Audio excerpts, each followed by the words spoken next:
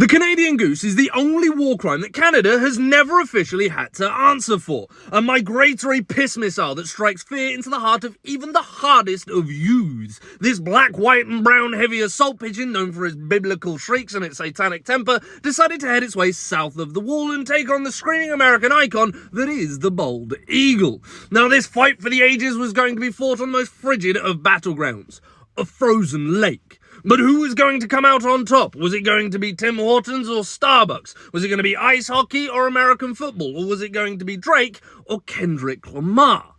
Luckily, there was a wildlife photographer present, and we now get to see imagery of the now legendary battle of white meat and feathers. And after 20 minutes of hard fighting, the results might actually surprise you somewhat. Not only did the Canadian goose hold its own, but actually after 20 minutes of fighting, the bald eagle fled the scene as if he was Sadiq Khan after he had been asked a question that he didn't like.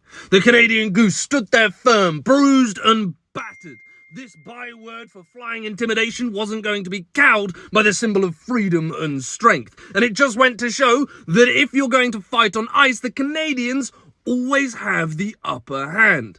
Now, if the Canadian goose couldn't be any more terrifying, you now have the knowledge that it has the minerals and the capabilities to take on one of the most feared birds of prey in the entire world. But most importantly, ladies and gentlemen, I hope you have a fabulous day! And as you were.